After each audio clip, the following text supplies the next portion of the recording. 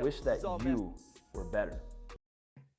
Hello, everyone. Welcome back to another episode of Future Millionaires. Today, we have on Joel Kaplan, who is the co-founder of Agency Lab, which was previously seven-figure agency. They recently rebranded.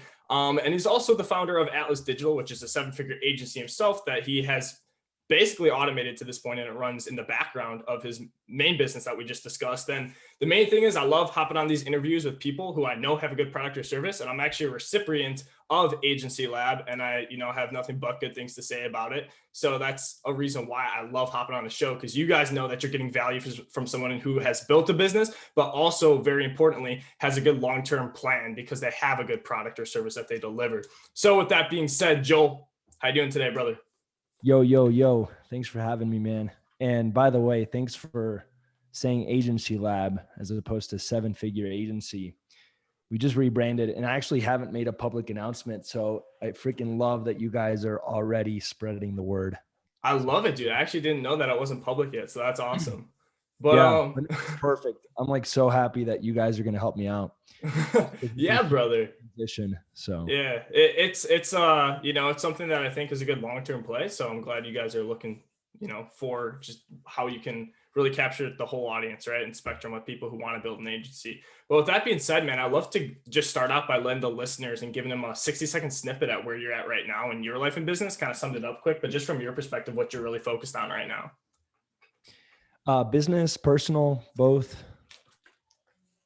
You could do both. Just what's really important to you right now, right? In like a 60-second window, just to let the listeners know what you're focusing on. So, of course, I'm sure it would take a lot longer, but just taking that concise and just boom, bite-sized piece. Yeah. I think business-wise, my whole, my key focus for Q1 is to empower my team. That's what I'm really focused on. I think to go from 0 to 100K a month, it's all about you leveling up as a leader. Going from 100K per month to $1 million a month and beyond is all about empowering your team to become leaders and really becoming insanely talented A players that can operate and think and innovate and creatively problem solve without you even having to dictate. Yeah. And you almost want to get to the point where if you dictate the process and get too involved in the day-to-day, it actually causes a negative effect. Yeah. That way they are so on it. And I think for me, that's my main focus right now, business-wise. I think personally speaking, one of the biggest insights that I had recently is that I don't share as much of my own personal truth and what I'm going through, the good and the bad. Yeah. So something I'm going to be focused on this year is really speaking from the heart more and sharing both the exciting things and, all the times that I have to eat shit as well. So yeah, that's what I'm focused on. Dude, I appreciate you sharing all that, because literally when I was prepping for this podcast, I told myself, I'm like, what makes Joel, and seven-figure agency lab, what makes them, different, right? What is the factor that really separates Joel and how he approaches things? And what I really narrowed it down to from the outside looking in, of course, you need to level up and become an A player to attract A players yourself, but it really is that team, the culture, and the vision that you have that I'm like, okay, this is it, right? Because there's no way you could do all this by yourself. I mean, even me in my own agency, I struggle to run everything by myself, right? It takes other people, which is just evident. So I'd love for you to dive even more into really that first step you talked about, and then we'll get into the second one. But I think it's super important about, that 0 to 100K of you leveling up as a leader. Cause I feel like right now I'm kind of going through that phase. And I feel like a lot of people in their businesses, they want that A-level talent, but they don't become that A-level person first. So I'm wondering what that journey for you was like. Yeah, I think 0 to 10K, it's all about developing the character and the skills. So we're just starting out. Anyone listening, if you're just at the beginning, I would be focused on how do I level up my skills and really build my mindset, because going from 0 to 10K, there's so much it's a huge mental challenge that we have to overcome because we have so many bad habits, so many bad patterns, so many bad ways of thinking and approaching situations. So honestly, 0 to 10K, it's all about getting over all those bad habits and mental patterns, and then really leveling up your skills. I think if you're starting out as an entrepreneur, top 2 skills are going to be sales and marketing. Whereas I like to teach setting and closing appointments, because if you don't have that, you don't have a business, especially in a people driven business model like marketing agencies or coaching or consulting. I think if we're talking about e-com, it's a little bit different. But if you're in a client-based business, going from 0 to 10K, it's all about you leveling up, and it's all about essentially getting better at sales, marketing, and getting over your bad mindset. I think for Yes. me personally, man, that first year, like I had so much insecurity around rejection. Like I remember cold calling doctors with Marcos, and Yeah. like people just like getting so pissed off, and my heart was racing and I had a lot of anxiety. Yeah. I had to get over my like self-worth issues around being able to deliver results for clients. The first client that left me was nuts. I was paralyzed. I literally couldn't work for like a whole day. I was like just emotionally just totally Yeah. destroyed. And it's not like the client, I remember this one specifically, we got him so many appointments and so many leads, but they just couldn't close. So it wasn't really anything that I could control. And but still, it was like my mindset was Yeah. getting in the way. So I think just those are a few examples, but at the beginning, it's all about getting over all that shit, and then just getting really good at sales and marketing so that you can get yourself clients and you can get your clients clients. I think going from 10K to 100K, it's all about really stepping up as a leader, because you do, at that point, it comes down to leverage. You need people, systems, and systems doesn't just have to be like a Zapier automation. It could also Yeah. be like setting up your Facebook ads, and now you have a system to generate appointments. And going from 10K to 100K a month is going to require you to transition from what I like to call the entrepreneurial employee, where you're doing everything, into the CEO. And if you have trust issues, if you have hard time letting go, if you have a need for everything to be perfect, this is going to be one of the most challenging growth periods as the individual, as the business owner, because if you don't let go, it's not going to work. Like if you don't trust your team and let the systems work without you, it's just you're never going to be able to create space for scale. Yeah. You know, Sergio, my business partner, talks about this all the time. You want to get to the moon, you need to create space. You can't just get there. Like there's actual space between you and the moon, right? So in a weird way, to scale, to grow, to elevate, you need space. And I think that's the transition from 10K to 100K. And then the next step is, how do you help your team level up as a leader and recreate that? So anyways. No, man, that's awesome. And it's so true. Just, going through the 0 to 10, right? We haven't gone from 10 to 100 yet, right? It's just a matter of time, not a matter of if, a matter of when in our agency. What you're saying is very true though, because I remember even myself, and, we have a lot of younger listeners on the show too. And I just always kind of, it was like I already had a preconceived belief that because I was young, people were going to look at me differently. And that's true to an extent, but not with everyone, right? I would just tell myself these lies, and then I would get all like worked up if one client said one thing or something didn't work out how I wanted to. And I would kind of like lie and oversell in the beginning, because I felt like I needed to be this like guru that I wasn't yet. And it just, I mean, you're totally right. There's so many like ups and downs, kind of like a roller coaster from that first 0 to 10K. And then I'm sure on that journey from, 10 to 100, that entrepreneurial, basically from becoming the entrepreneurial employee to the owner, that's something where for you, like, how did you make sure that when you were transitioning, you had the things that you were delegating like properly like done before you could totally leave, and that they kept running, right? Because I feel like a lot of times you set something up and then it like will work for like a week and then it doesn't work. And I'm just wondering how you manage to keep your eye on everything to the point where you're not micromanaging. It broke a lot of times, you know. Yeah. It's not like I just figured it out one day and then all of a sudden it's automated. I think, there's definitely a lot of trial and error. There's a lot of doing it the wrong way to learn how to do it the right way.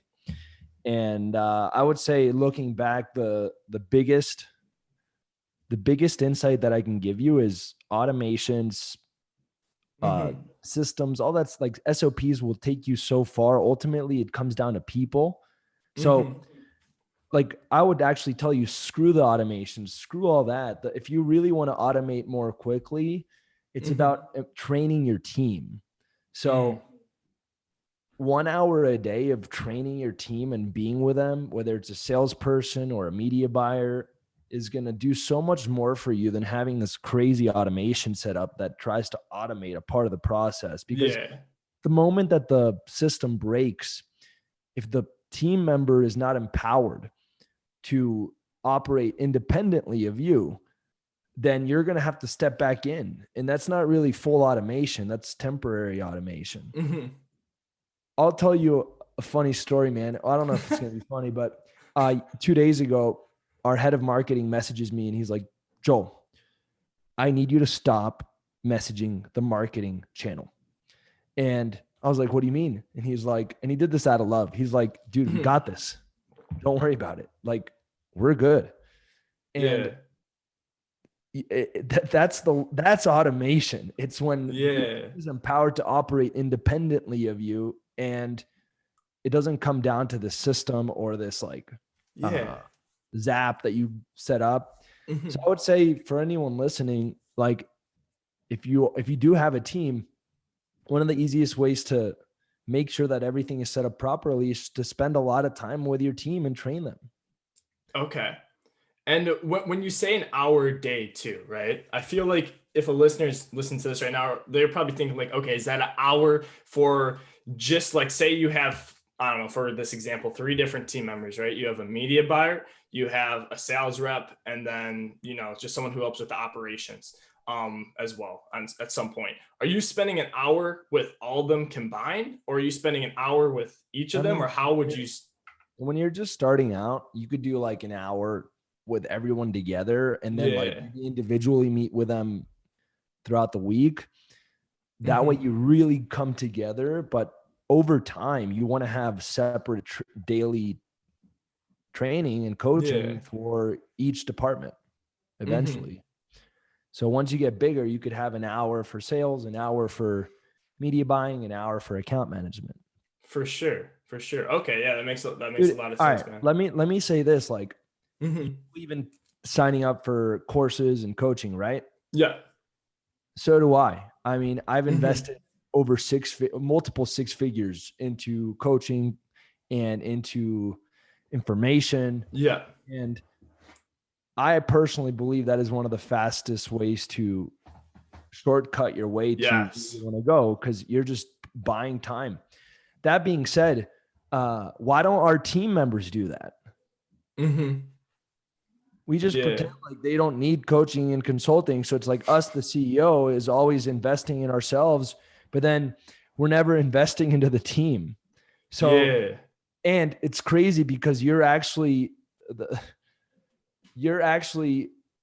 set up to be an amazing coach for your team, yet very few of us actually lean into that. So this is like, I don't know if your audience is a little bit more beginner, but as you guys scale, like, this is the key. It's empowering the team. So for sure. Yeah, man. So on that same note, even taking it one step before empowerment, right? I feel a lot of people think like, okay, how am I going to attract these people? Where do I find them? And I realized that your guys' situation, I'd say, is a bit different than some, where, you know, you can even have some people from your program that are rock stars, and, you know, when the values align, it makes sense. But I'm wondering how you guys go about finding these people, right? And realizing when you have an A-level player that you really want to keep and go after. Great question. I think for anyone that's, and by the way, is your audience more people starting out? It's a mix, but I would say it's more people who are starting out. Yeah, our age range is about, high school, college range. Nice. I would say for anyone listening, play the long-term game and start building your personal brand. So like you're doing an amazing job at this. You literally have a podcast. So it's like you're Appreciate building, it, brother. yeah, and you're building amazing relationships with people, and you have an easy way to just get people to talk to you because you get to showcase them on your podcast. So I think the long-term game, it's like build a personal brand where people and ultimately build a company where people want to work for. Yeah. That being said, like for anyone listening, I would start building a personal brand ASAP. This could be really, really simple. First, obviously identify your niche. That's like kind of obvious for anyone listening. If you don't have a niche, you need a niche. So first identify who you're serving, who you're actually going to help grow in terms of your business and how you support your niche. Then pick at least one platform where you can get in front of them. For example, you can look up the word DC, which stands for Doctor of Chiropractic, on Facebook, and find all the chiropractors on Facebook and add all of them to your friends list. So figure out how to actually get in front of these people. Maybe you could start a Facebook group. Maybe you could start a podcast. Yeah. Add them, follow them, whatever the case might be. And then I would start posting content a few times a week. Like, honestly, that's the best advice that I can give to a beginner. And if you don't know what to talk about, then document instead of creating. Gary Vee talks about this all the time. Don't force the content, just let it come to you. So trying to think of a good example. I mean, even I was just going to say, just like the journey in a sense. See, this is what always messed me up when I was especially getting started out, Joel. And I wonder your opinion on this. Maybe you have a strong one, maybe you don't. But it's when I heard that from Gary Vee and I was getting started, I'm like, I would love to document and put out this content, but I'm afraid that my prospective clients are going to see it and judge me because it's going to be like, oh, I don't want to hire this guy. Like he has one client or he has no clients, so it's a really interesting, like kind of tandem that I'm wondering your perspective on for like a beginner's perspective on, oh, should I wait till I get my first client and then, start putting out the results, et cetera, or like kind of how to approach that? That's a fantastic question. I think as long as you're doing things with integrity and you're being honest, I think people will respect that more than showcasing someone you're Dude, not. you're so right. Like Or not posting content at all. I think it's better to just be like, yo, I'm starting out, and being honest about it and leading with the truth, and the stars will align. People will respect that more. And what's crazy is I used to fear that as I scaled Agency Lab, which used to be called 7-Figure Agency, that my chiropractor clients would leave because they'd be like, oh, this guy's just using us to grow this other company. Yeah. I actually had that fear. And like to tell you a quick story. One time we sent out a 7-Figure Agency email to like all my chiropractor clients by accident. Oh, yeah. Like Active Campaign. We accidentally clicked the wrong list. And I was like freaking out. I'm like, yo, this is over. I'm going downhill. This is it.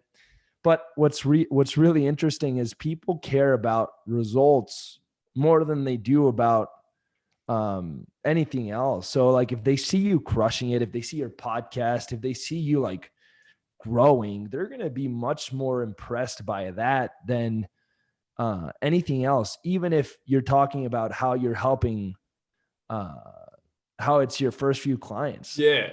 They just want to see you win, and then they'll respect you more. So yeah, I totally agree with that. And it's something too, where I know like I said, when I first started, I really put myself in a vulnerable position because I would, lie. I wouldn't make up like huge lies, but I would just kind of act like I've been there before, which it's a balance, I feel like. But you really want to, like you're saying, play to your truth, because I found myself in so many positions where I was so anxious and nervous because I made these lies and I'm like, oh, am I consistently like going on my line that I've created? Or like, but if you just tell your truth and you document, like Joel's saying, like, you can't really mess up, you know? There's not, well, of course you can mess up, but you're going to be way less likely from Document feeling it. exposed, you know? Yeah. Document, like if you mess up, tell people, you know? Yes, for Like I sure. had the past, like this year has been one of the hardest years for me personally. And like one of my biggest regrets is that I didn't share my story more.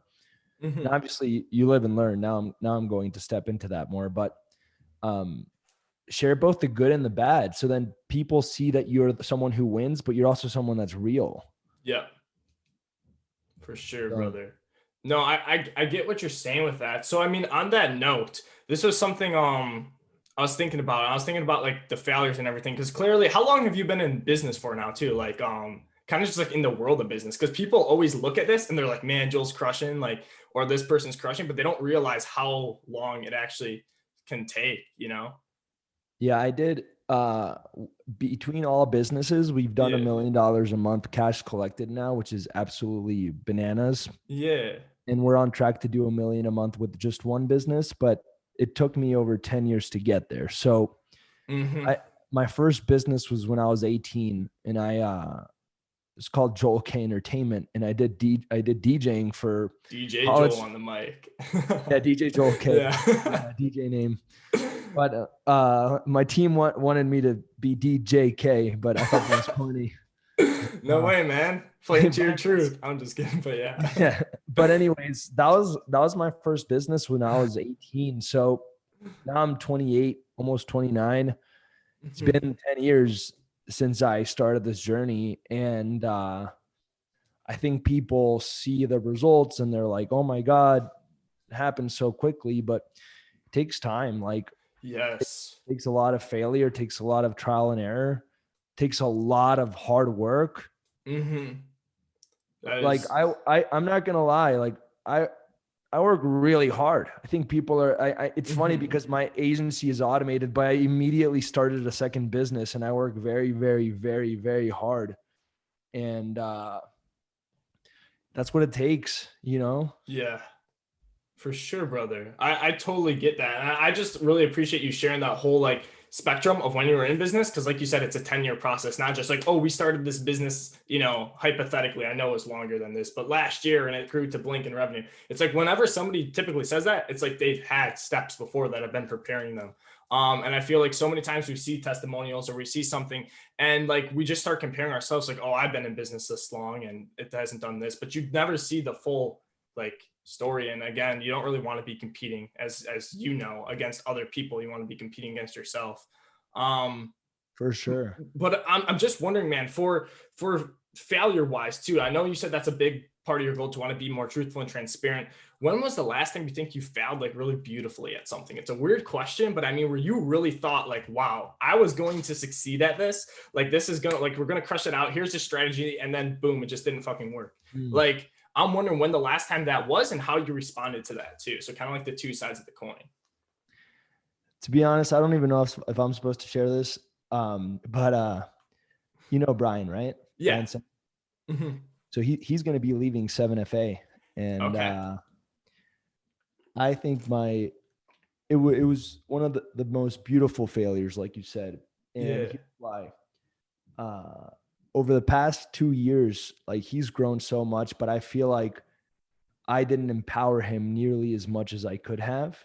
Hmm. And I feel like now he's leaving. He's the first person on my team that's ever leaving for what I believe is the right reason, where he actually outgrew the role. But looking back, I told him, I'm like, dude, you gave me such a beautiful gift because now I know who I need to be as a leader to make sure that I continue Hmm. helping my team grow and that it doesn't just cap out. I think um, Brian hit a wall in terms of growth and Yeah. uh, his ability to continue leveling up because it just became kind of like a repetitive job. Hmm. And instead of leaning in and really digging deep and figuring out how I could help him grow even more, I I kind of ignored it. I kind of knew it Yeah. was capped out, but I didn't really bring too much attention. And I think he taught me the lesson that if I really want to uh, continue empowering my team members, I have to continue figuring out how to create space help them level up. Yes. And that was definitely like, I mean, I was when he told me he was leaving, like I was emotionally a mess, like Yeah. because he was my like besides my business partner, he was the first employee on the team, and he's been here since day one. He literally created the actual course, like the login Oh, for dang, yeah. for seven figure. Like he was there since day one, and to lose someone like that was like extremely hard. But I think also, you asked me, you know, what is something that you failed beautifully at, and I think I did it in a way where now he outgrew us. So I think in a way we didn't really fail because Yeah. he leveled up, right? Which is the whole point of this. And Mhm. as Warren Buffett says, if you're still working for me in 10 years, I failed you.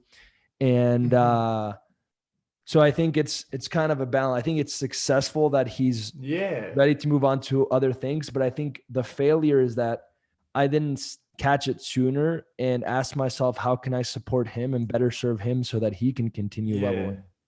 For So sure. that's the one that comes to mind, at least Well, right now. yeah, I appreciate you sharing that, man, and being open with that. And I think that what you're saying too really does play a lot to your culture, right? Because I thought about this, and this is kind of Gary V's like style of approaching things too. And I was thinking, like, you know, he has this personal brand, like you talked about earlier, which by the way is something very consistent I see across people saying to attract great people is build a personal brand. And then it's also like he talks about just be honest with what you want, because if you leave the company, like I did my job. Like, you know, like if you wanted to like, you know, learn these skills over X amount of years and then do something else. And like you said with Warren Buffett, like you're creating that culture that has so much growth. You can, you know, learn from it as leveling up yourself to create more space for more growth, but also like you're empowering these people so much that they're like, okay, wow, like I've outgrown kind of like my skin, you know, and that's an awesome thing though. Like you said, I think that is a beautiful failure. Yeah. And I think like in the big picture, I wouldn't call it a failure. Yeah. I think it was definitely a growth moment. I think, Mhm. but I mean, it still sucks. Yeah. It's hard It's when never fun. someone that you really like, we're still really good friends. Mhm. Um, and it's just hard when you have someone that you really care about, uh, get to the point where they're ready for something bigger. And I think it was one of the greatest lessons of 2020 for me. So For sure, brother.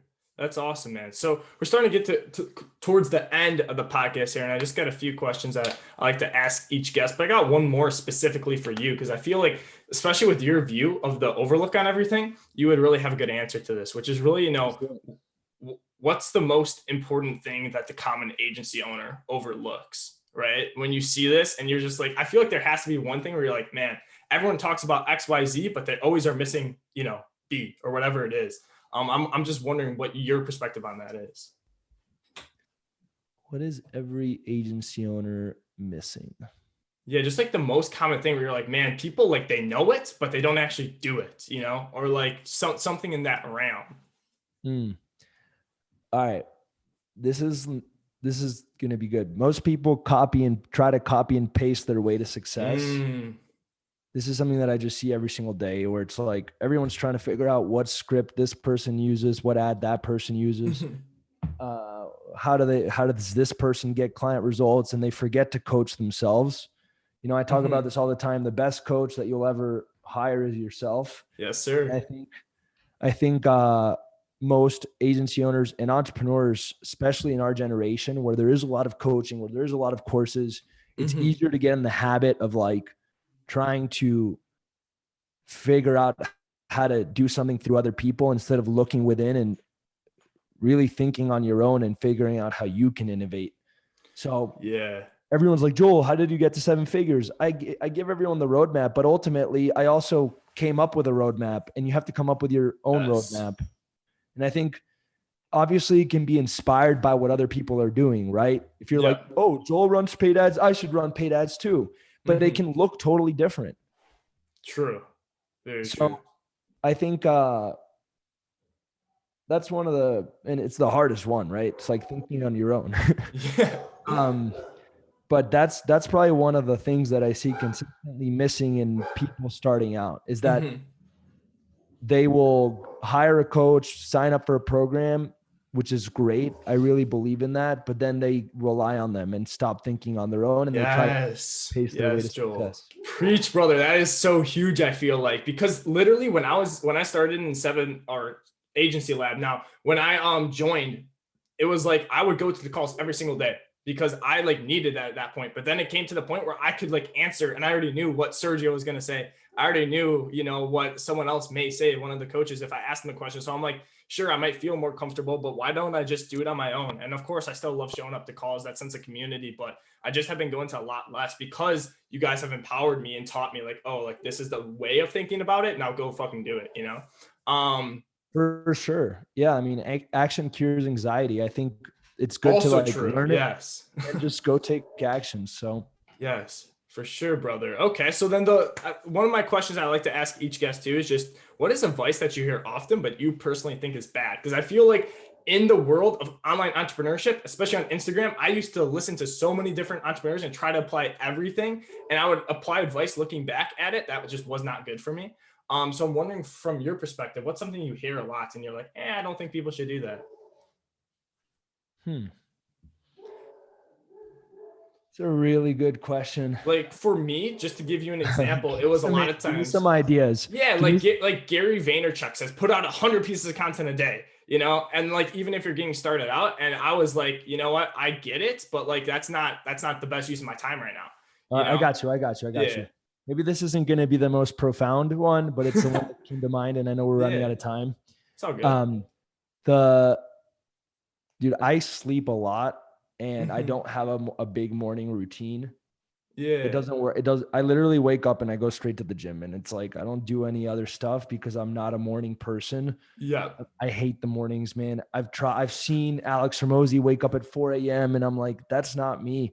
Yeah. So I think one of the biggest tips that I could give you guys, where I personally don't agree, is you have to find what works in terms of your routines. And you really have to try things and then align it with what works for you. If you need more sleep, get more sleep. I don't care if you're sleeping 10 hours a day, if that makes you so much more effective the rest of the day. Yeah. I don't care if you don't have a morning routine, if you feel better. I hate having to wake up and then feeling the pressure of having to go through a to-do list. I'd rather just take my time. And like, when I wake up, I'm literally like, it's like, I'm like, where am I? I feel so like, that's so funny, man. Yeah. Cause I'm like the opposite. That's why I say it's funny. Yeah. Yeah. I mean, that's the one that I think is different. Like, I'm like, dude, I cannot focus right now. I just woke up. Like, I can't even have a conversation. How am I going to start like writing in my journal? Like my brain is not working for like the first 2 hours in the day. So why would I try to force that? Why would I try to force that? And I think, you have to figure out what works for you. I think there's a lot of advice around finding the perfect routine, the perfect morning formula. You got to find what works for you ultimately, which goes back to what I was saying earlier. You can't copy and paste your way to success. Definitely, man. Yeah, I appreciate that. And then the last question I ask is usually, to be totally honest, you've already answered it, because it just is, what is the number one thing you're looking to change, even with all the success you've had? And I know if I am correct, I just want to verify because I don't want to put words in your mouth. But you said that it was really wanting to be more transparent, right? And like share your truth with your team. Yeah, I think everyone tells me like one of the things that they appreciate about me is that I am genuine and authentic. So I just want to lean into that even more. That's a really good point. I've heard that a lot. It seems like it's helping people. So that's going to be my main personal focus. Like I guess I'm dropping a lot of like things that I shouldn't be dropping on this show like before they get announced. So let's go. Don't release it until like next week. I don't know. Okay. Yeah, no problem, man. It won't be released. But like we're going to be starting a men's group inside of 7FA. And just to help like all the men in the group just like figure out how to deal with their shit and their emotions. And that just aligns with this idea of leaning more into our truth. So I'm still gonna be a business guy. I still love making money, but I want to make sure that it's aligned with a bigger purpose. So for sure, man. Yeah, that's what I'm going to be working on. No, dude, I appreciate the transparency, and you're already taking your step into that. So I love it, man. And then, the last thing is just, where's the best? Yes, bro. Take the action right away. I love it. But Literally got this feedback at the Mexico mastermind, and within like 10 minutes, I went and did a speech. And I I love like, it, dude. you guys got to move fast, you Yes. know? Yes. Money loves speed, and your body also loves when you do things quickly too, because then you don't keep thinking about it, you know? It takes up less bandwidth in your mind. So, Yeah. but yeah, man, where's the best place for someone to follow up with you at, right? To either see your content, get in touch with Agency Lab, get in My touch with you. Instagram at official Joel Kaplan. Go follow me on Instagram. That's it. Keep it simple. That is it. Go follow his Instagram, not his TikTok. He's not on TikTok. I don't know. Maybe you are, but I should probably post more. honestly, man, one of my friends who's a financial advisor, he just went on. He had like 9 million views last week, and he like just started. But and it's financial advising, which is why I think it's funny. But either way, man, appreciate you coming on the show a ton, brother. It was a pleasure having you on. Love it. Thank you so much for having me, man. We'll talk soon.